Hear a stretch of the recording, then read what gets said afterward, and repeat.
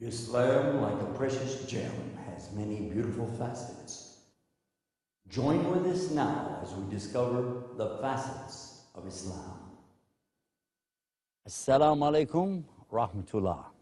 I'm your host, Yusuf Estes, and for the next few minutes, we're going to be talking about one of the many beautiful facets of Islam. And in this episode, I'd like to deal with something called balance.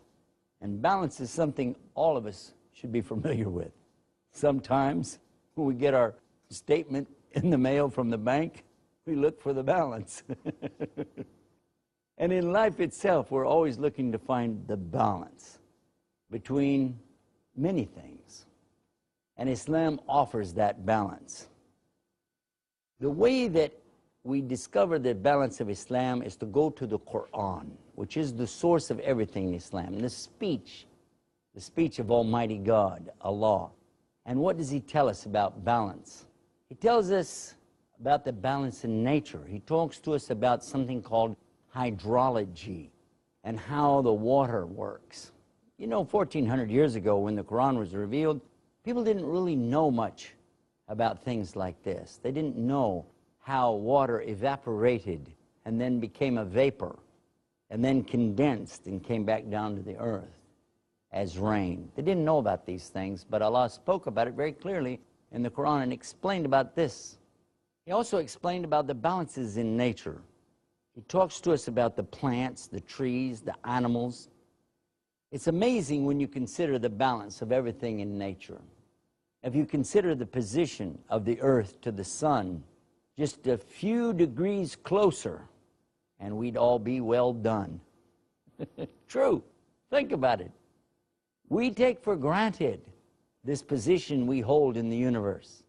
But yet, if you think about it, if we were just a few degrees farther away than only on solid ice, would we have any room to play? I'm playing with the poetry a little bit because I wrote a poem about this subject some years ago for the children, talking about this balance, this beautiful balance that Allah has us in. And I recall thinking, too, at that time that this planet, this earth that we all live on, that we take for granted every day, has so much in the beautiful balance.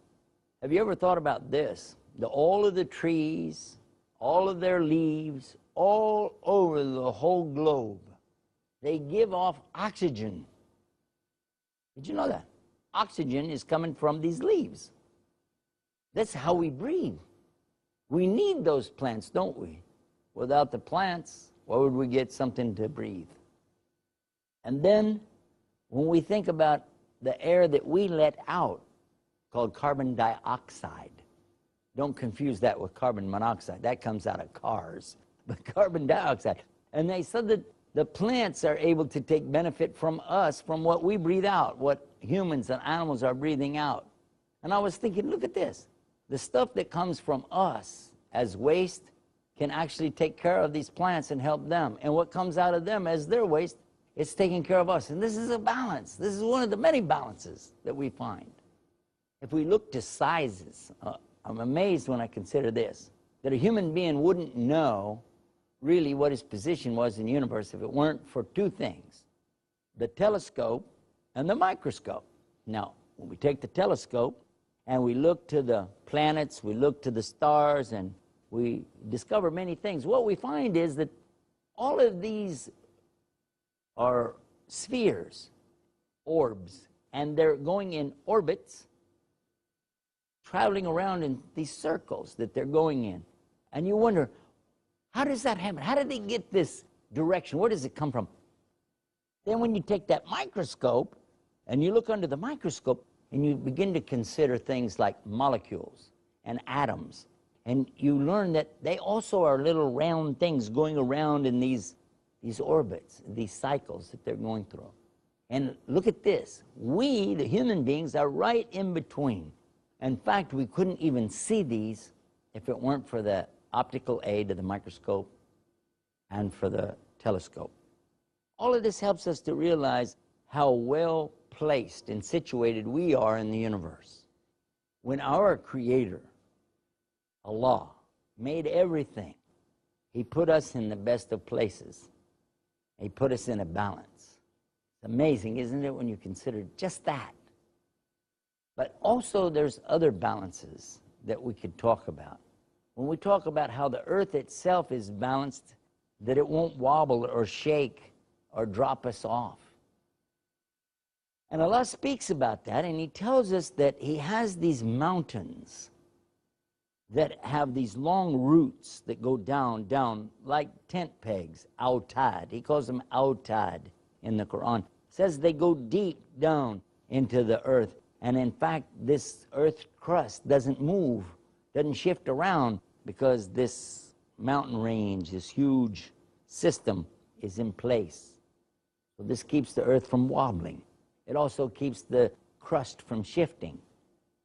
And all of this is 1,400 years ago. And today, if you go to the books of geology, I invite you to do that. Go to the library sometime. Check out some books on geology. It's very interesting to compare what we find in today's scientific studies and then compare that to the revelation of the Quran 1,400 years ago.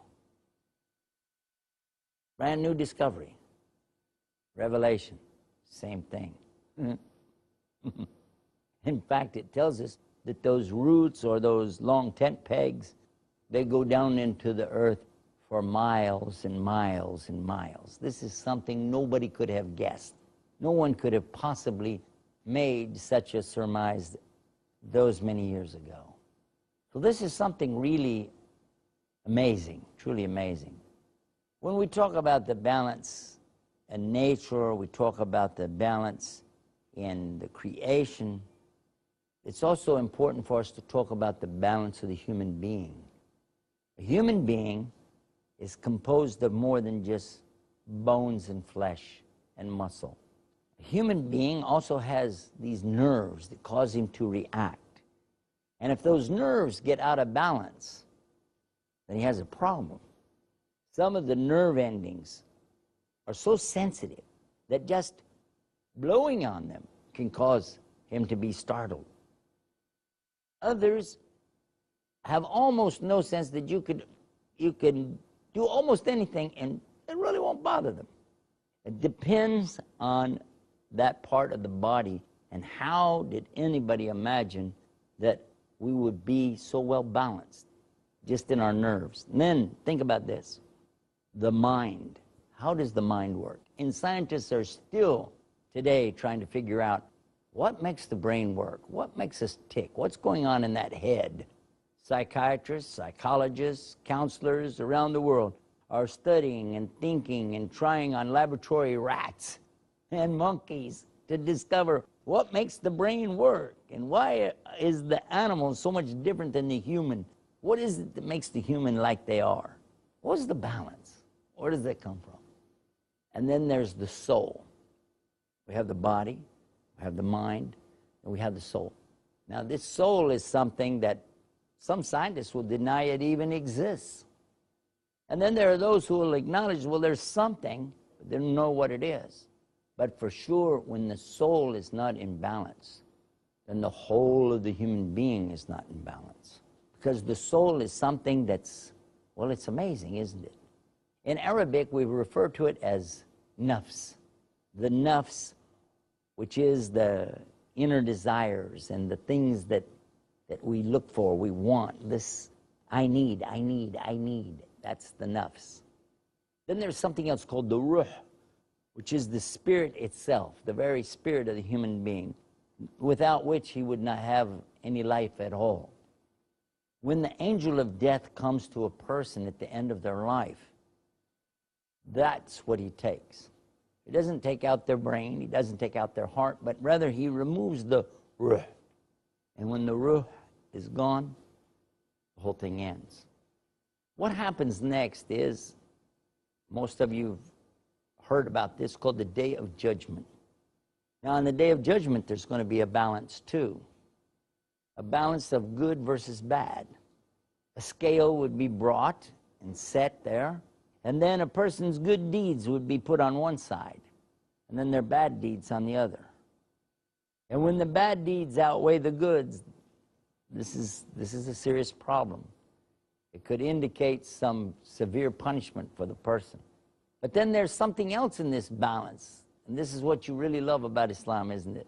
there is this thing called rahmah, the mercy of Allah, for those who really believed and they really did good works. They tried. They made mistakes, but still, they tried and they repented to Allah.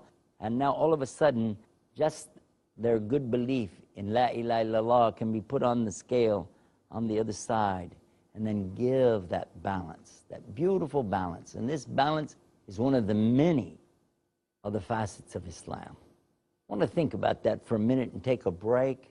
Stay right where you are. We're going to be right back with more facets of Islam. Assalamu alaikum. I'm Yusuf Estes, your host here on Facets of Islam. We've been talking on the subject of balance. And balance is something very important.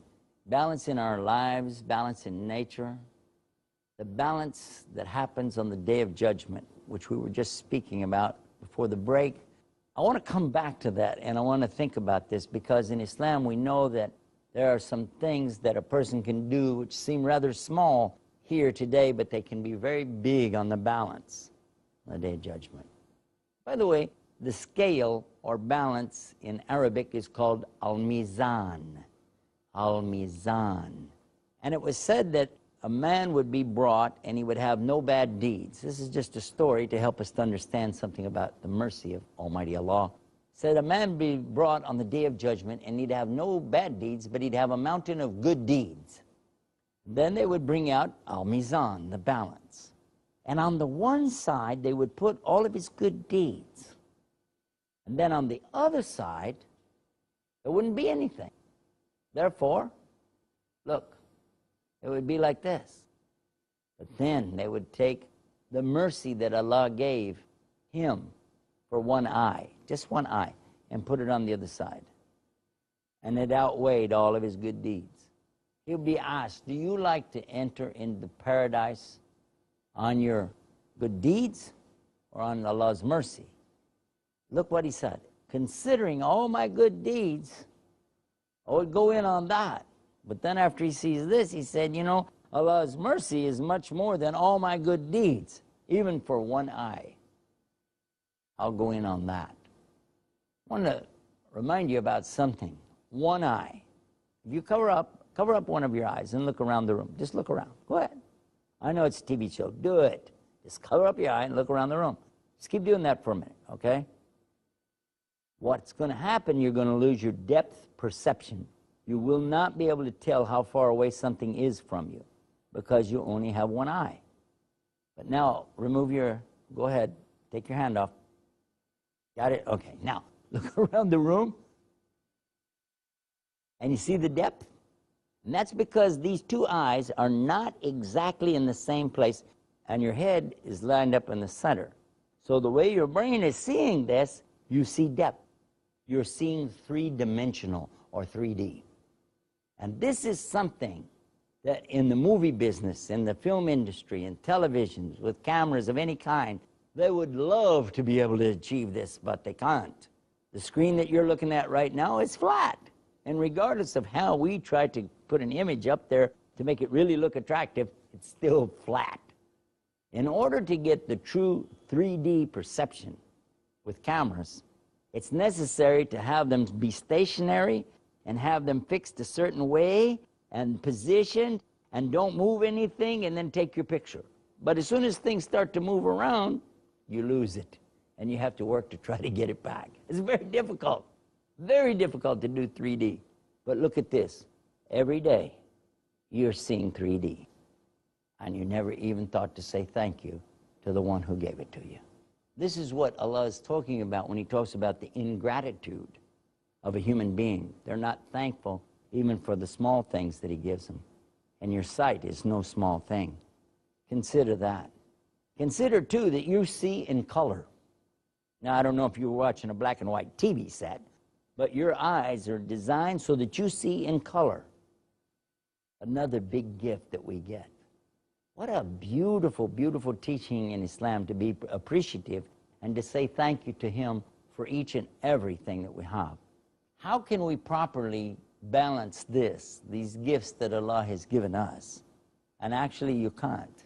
Because no matter what Allah gives you, there's nothing you can give him back that he needs. Allah has no needs. Allah doesn't eat, He doesn't sleep, He doesn't drink.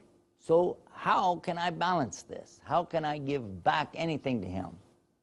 Well, obviously, it should be that I would ask Him, what does He want? What is it that He would like to have from me? And He's told us in His book, in no uncertain terms, what we can do. He says, وَمَا خَلَقْتُ الْجِنَّ وَالْإِنسَ إِلَّا لِيَعْبُدُونِ. Simply put, He only created us so that we would worship Him alone, without partners. Too many times we find people worshiping the creation.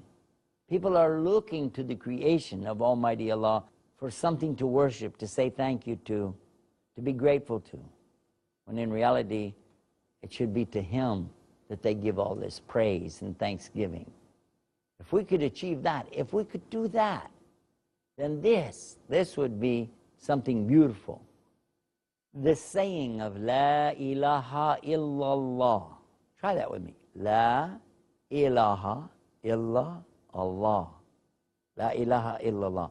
The saying of this on the Day of Judgment is very heavy on the balance, especially if you understand and you mean it, that there is none worthy of my worship, of my devotion, of my love and affection. None is worthy of that except Allah. Now, of course, we've been taught also in the balance of things to be appreciative to the human beings. As we learn from Islam, whoever doesn't thank the people, he doesn't thank Allah. So we must always say thank you to each other and be appreciative to each other for what the people are trying to do for us. The balance in the mind, the body, the soul is all a part of Islam. But there's more to that too. The balance in judgment. How do you judge things? Do you judge with balance? Another facet of Islam, when we talked about that, we found that there is a balance here too. Even if people are against you and you're against them, but still you're asked to judge in a matter, you set aside your prejudice and you judge with fairness and give the right balance. There's another aspect of this beautiful facet too, and that's the ummah of Islam, the nation itself of all the Muslims, because in Islam we know that it's the ummatan wasatan, the balanced nation. The balance meaning the middle path, taking the middle path, not being extreme to the left or extreme to the right, not being so extreme in your work that you don't have time for your family, but not being so extreme with your family that you don't have time for your worship, not being so extreme in your worship that you don't have time for the other things, to keep the balance necessary in your life. This perhaps is one of the most important parts about understanding all the other things in life that are balanced, so that we can give proper time and devotion to our Lord, and at the same time, proper time and devotion to our families, to our work, to society, and the people around us. Extremism is absolutely the opposite of this beautiful teaching, this facet of balance. One of the things that I came to know after getting into Islam is that the good Muslim looks for the things in Islam that put balance in his life and don't distort the beauty of the whole. Because Islam, by the way, also indicates something being whole and complete. When we see people who are spending a lot of time making money, that's what they do. They're very good at it. Or they're famous and they're very good at whatever they do in the entertainment industry, and people see that, and this is what the person does. They spend all their time in it. But then they have no time for their families. We're not surprised when we learn that these same celebrities, these same wealthy or famous people, their personal lives are in shambles. Why? Simply because they don't give the proper balance. When we see people who devote all their time to their family and they don't give proper time to their work, obviously they don't do well in business, do they? And if a person devotes all of his time in physical worship, In other words, he goes to his church or he goes to his temple or his mosque and he spends all of his time. He's there, he's doing things that are nice, definitely good, but again, the family is home suffering. They're not getting their rights. We spoke about this early on when we talked about these facets of Islam, about giving the rights. The rights to the family is very important. How can I give my mother her rights if I never go see her? How do I give rights to my wife or my children if I'm constantly somewhere else, in another country, for instance? You have to have a balance in the life. Now, of course, we know that there are circumstances when a person is put into something that they can't help. It happens to me all the time. But still, I have to strive to find a balance. And when I come home to my family, I need to take time. I need to be with them. I need to listen. I need to be a part of what they're doing. And when I worship Allah, I need to focus on that. I need to really focus on my worship to Allah and not be busied with other things. So when you're in the masjid, if you're in your prayers, in your fasting, whatever you're doing for Allah, think about that. And then when you're at work, think about your work. And when you're playing and having fun, think about that. Any psychiatrist, any mental health counselor will tell you that this is the logical way to give a balance to your life. Be where you are. Think about what you're doing. And don't worry about the other things. You know, my father used to teach us that. He used to tell us that most of the things you worry about are not going to happen anyway. And it's true. It's very true. How many times have we worried and worried, this thing, it could be like this, it could be, and then we find it didn't happen. And the reason, because we're not balancing our life, we're using our time incorrectly. When we're in worship, think about Allah. When we're with our family, think about our family. When we're at work, do our work. Now, overall, this is overall, behind it all, we do think about Allah. We remember Allah in all that we do. And we thank Him for our family, and we thank Him for our job, for our education, for our position, whatever we have, we're very thankful to Him. We don't forget Allah, but we do try to keep this balance, this important balance, this beautiful facet of Islam. And I pray that Allah will always keep us well balanced as Muslims.